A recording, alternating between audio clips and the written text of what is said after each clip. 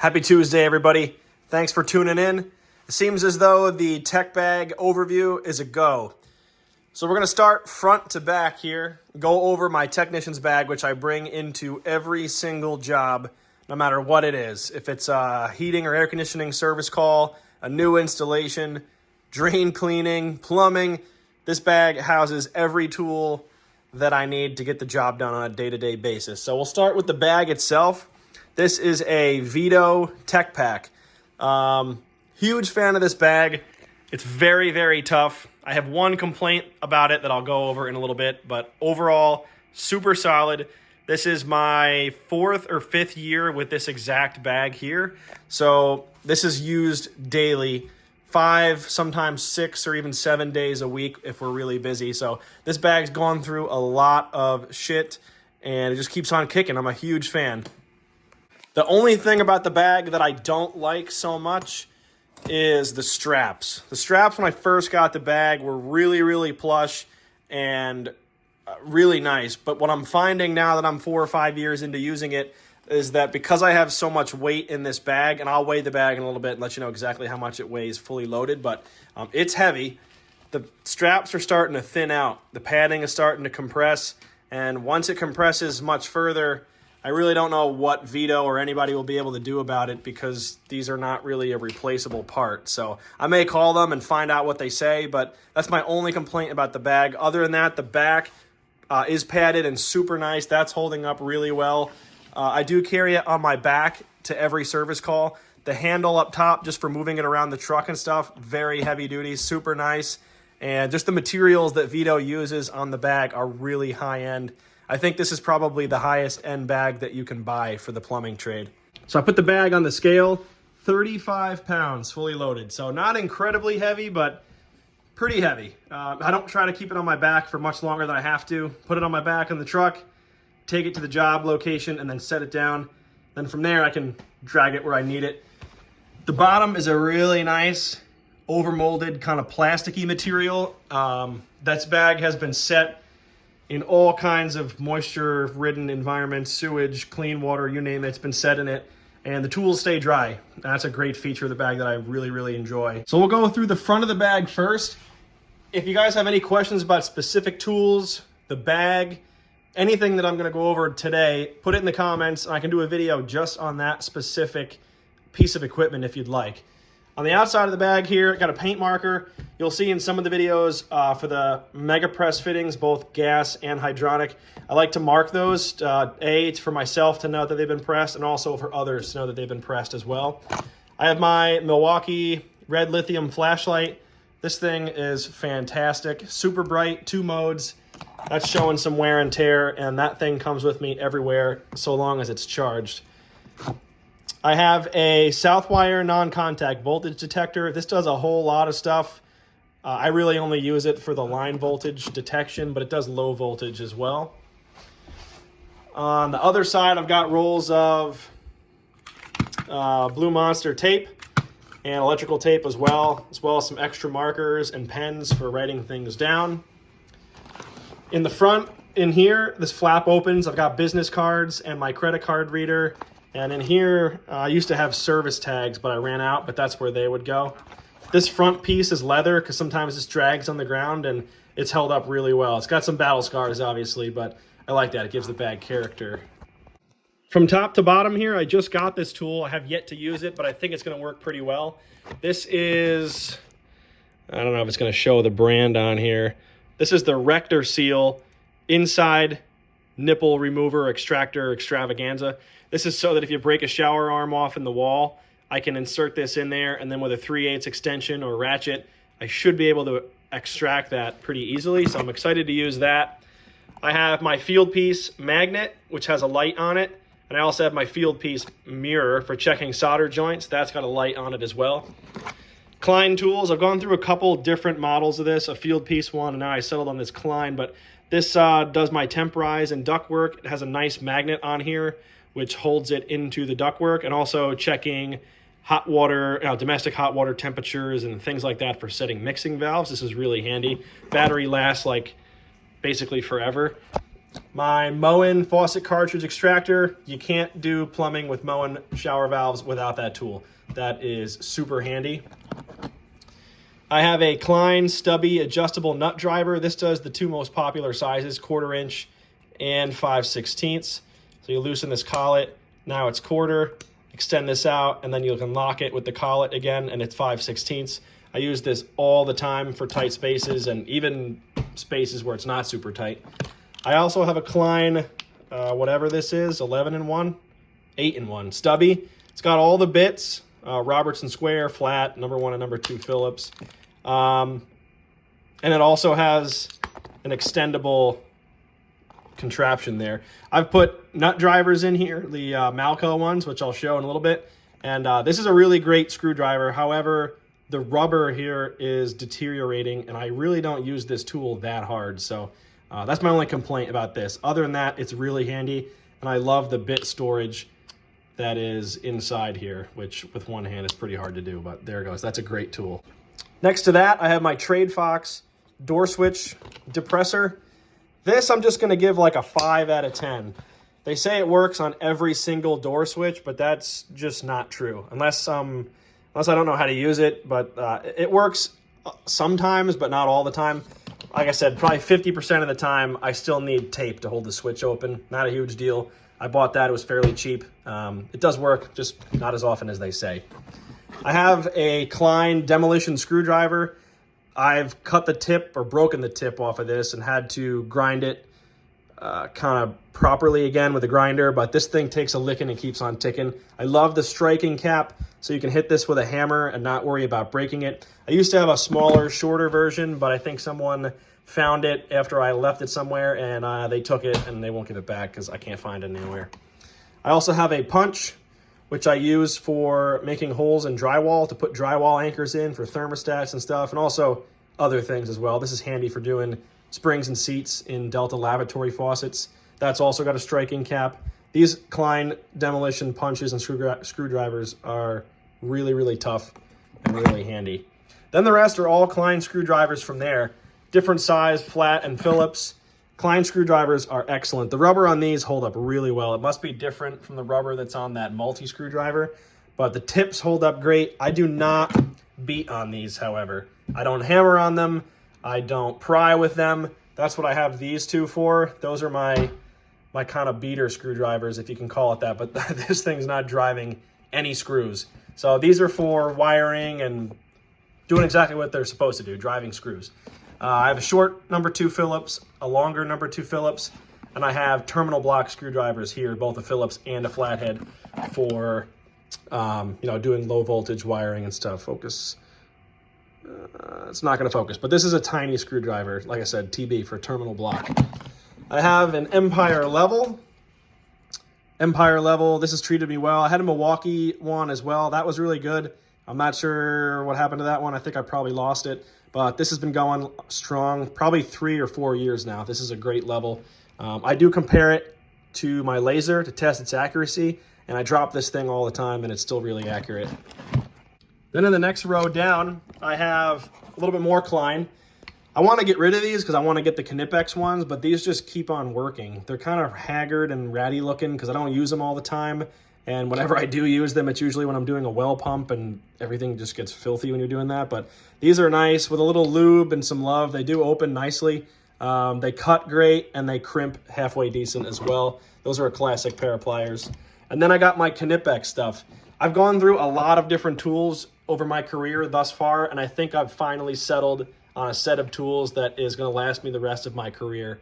The Knipex pliers are second to none, honestly. I don't think you can find a better pair of pliers.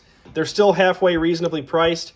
You're not paying Snap-on prices for any of their stuff, but they're more pricey than other pliers, but they're a good middle ground, and I think they're the best pliers that money can buy, really. These are my American wire gauge wire strippers. Excellent kind of a lineman-esque tip on there for twisting wires together. Has great screw cutters here for outlets in case I'm doing that at home or whatever. The cutting edge on these are razor sharp. I cut MC cable with this. I don't even use the rotary cutter. I cut straight through the jacketing, and I can strip and wire together all in one tool. One of, if not my favorite pair of pliers in the bag. Then in front of this, I have my Knipex diagonal pliers, or I'm sorry, diagonal cutters. These are also fantastic. The edge just will not get dull. Granted, I don't cut anything crazy with these, but these are an excellent pair of diagonal cutters also. In the middle pocket, I've got my pliers wrench. You'll never see me tighten square stock with anything other than a smooth jaw pair of pliers. I have the 180 millimeter version here, which is kind of the little baby. They make a smaller set than this, but I think those are kind of useless for plumbing. And then these are the 250s, I think. Those are a must-have for high-end plumbing work where you don't want to mar up the surface of your equipment. Excellent. I can't say enough good things about them. I love those. I use them around the house too for stuff. No, those are just a great pair of pliers. And then of course, I have my Knipex Cobras. These ones take a beating more so than my other ones, but they just work. You clean the teeth every now and again, give them a little bit of lube. You can kind of wire brush the steel up and they clean right up. I'll use the Comfort Grip on all of my pliers. I think those are a really great addition. They cost a couple dollars more, but I prefer them because they fit nicer in my hand. Some people like the thinner grips, but my favorite is going to be the Comfort Grips, which are the red and blue. That's going to be it for the pliers and the hand tools. And then next, the tools that sit in front of those are going to be my Wera tools. People love Wera. I like them as well. I got duped into buying some of these off of the internet when people were getting kind of influenced, and I bought them. They're really, really high-end tools. I do like them a lot. The Allen wrenches are excellent. They grip really well. I would definitely recommend buying these. I don't use really all of them. I think I only use like 5 sizes, maybe even less out of the whole kit. So I always contemplate taking those most used sizes out of there, but then I know as soon as I do that, the one size I don't have, I'm gonna need, so I just keep the whole thing in there. The socket and ratchet set, it's good. I don't love it. It's very expensive for what it was, and I don't think I would recommend somebody new coming into the trades buying this. Sometimes the ratchet locks up, and I don't beat on my tools. I take really good care of all my stuff. It's just okay. I think a regular, more basic socket set would be just as good and probably cost you half as much. And then my Joker wrenches. This is another thing that I think if you were a mechanic or, I don't know, some other sort of tradesperson, you might be able to make use of the higher end features of these wrenches, but I really think I really only need a basic set of open end and box end wrenches. The ratcheting feature is nice. I have a good set of ratcheting wrenches in my garage I use for working on my jet ski and dirt bikes and stuff, and I make use of that there, but for a plumber, I rarely ever make use of the ratcheting end. So again, I could have saved probably half the money that I spent on these if I just would have went with a basic, like a Craftsman set. And it probably would have lasted me my whole career just as these will. The only other thing in the front is this little see-through, or at least when the bag was new, it was see-through, little pocket. I'm missing a couple gauges right now, but I keep my hose to gauge adapter to test, you know, incoming water pressure and things like that. I usually keep a 0 to 30 and a 0 to 160 in there for domestic water pressure and water pressure in hydronic heating systems. And then I got a tire pressure gauge here for testing expansion tanks. This is only a... This is only a 60 PSI gauge. Sometimes expansion tanks are set to 70 plus PSI on houses with really excellent water pressure. And this does not really help me there. So I need to get another one that's a little bit higher pressure-wise. They have these really nice magnets on here as well. Sometimes if you got some important screws, you want to put them on the ground, you can stick them to this magnet, and that will hold on to them for you until you need them. So that's a great feature of the bag as well. And then this strap holds the flap up, so there's space under here, so it's not dangling in the water. That's another good feature. Again, this bag, they thought of pretty much everything. It's really, really tough. The backing on this is plastic, so when you're putting screwdrivers in, you're not constantly gouging at the fabric of the bag. And then all these are really, really nice, like Cordura kind of material as well. So these screwdrivers come in and out of this bag multiple times every day, and it really does not show any wear. So I'm repeating myself over and over again, but this is a great bag. Now we have the back flap open. Not a whole lot of stuff going on in here, not nearly as much as the front. In this pocket, I keep my bill pad for writing bills. So I have everything to write bills I need in the bag. So the bag comes in for the job, we finish the job, the bag stays until the very end, and I write the customer up. So the bag is the first thing in the building and the last thing out. In this pocket, again, this is another see-through-ish pocket. This is my only catch-all pocket, but this has got like my magnetic jumper wires for jumping thermostats. It's got my alligator jumpers. It's got some 3 and 5 amp fuses. That's pretty much it in that pocket. Up in here, I'm not going to open it because it's a pain in the ass to get to, but I have my alligator clips for my multimeter, as well as some fine tip probes for it for getting into, you know, inside of connectors and stuff on furnaces and boilers to test your power output. Then I have different bits, 1/4 inch bits for the impact, Robertson square, like a T25, whatever that size is. Number 2 Phillips.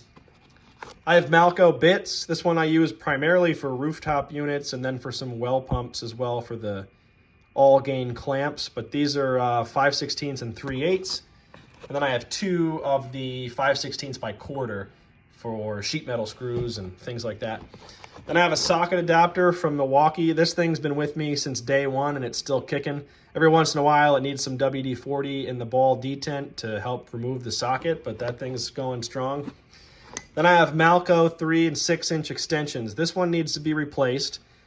They seem to last a couple of years and then they don't hold on to the bit anymore. So it'll go in and hold on, but if you try to like remove a socket from it or something, then whatever's in here will just pop out. So this one needs to be replaced, but my 6 inch one, which isn't used as much, is still working. So these are really great though, I'd recommend those.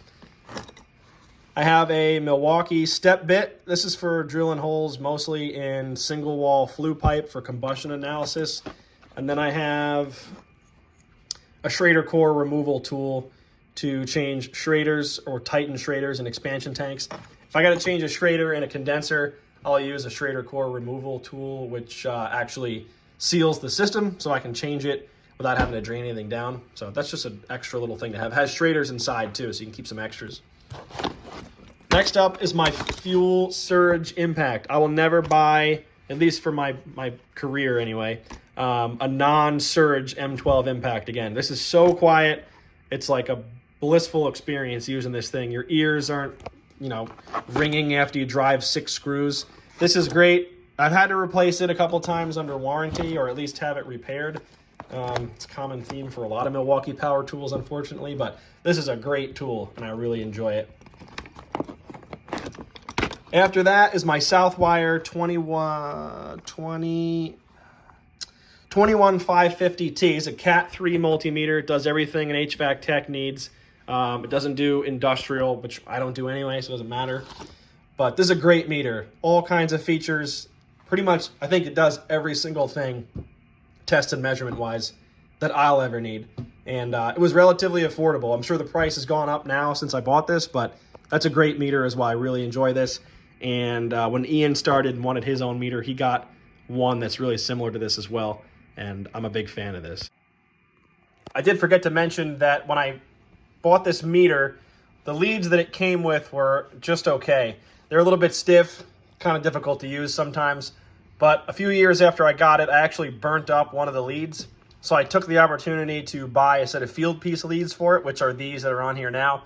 Much better. They come with a silicone wire, which is a lot more flexible. They're just a higher end piece and they're not crazy expensive to buy. I did end up burning the common lead on these as well, but they still work. So I'll keep them around for a while. But when it comes time to replace these, I'll replace them with another set of field piece leads as well. After that is my field piece SDMN5 dual port manometer. That's another super reliable tool. Allows me to test my incoming gas pressure and my manifold gas pressure at the same time. Help check different settings and make sure that the furnaces and boilers are commissioned properly. That's a really handy tool. I can also set programmable or universal pressure switches with that, coupled with a T or Y fitting. The batteries on this and this, they last like a freaking eternity. I think the batteries that I bought this meter with are still in there. They just never die. I run the thing on a constant mode and then I leave it on accident and it auto shuts off and the batteries just last forever. Every tool in this bag is a workhorse. If it didn't work, I would take it out and replace it with something that did. So if you're hesitant about buying a certain tool or whatever, if you see any tool that I went over in this bag, I would not hesitate on buying it. They all work. Some, like the Weira stuff, a little bit more expensive than some other brands, but if you buy anything that I have in this kit right now, I don't think you'll be disappointed with it. I'm not a super picky guy when it comes to tools, but I'm also not going to put up with any BS when I'm using it on the job. So all these tools I give my seal of approval to. They're all really, really good, long-lasting tools. With that being said, thanks for watching. Post up in the comments if you have any questions. I can go over stuff, be happy to make a video in more depth on anything that I own here. And also tell me about your tool setups. Let me know what you carry with you on a day-to-day basis. This bag comes with me on every single job. Not every single tool in the bag is going to be used every single day, but they all have a home, so they all live in the bag. And if the opportunity arises that I need it, they're right there. It's a great setup, and I'm really fond of it. It'll be tough for me to buy another bag because this one works so well. Thanks for watching. Have a great day.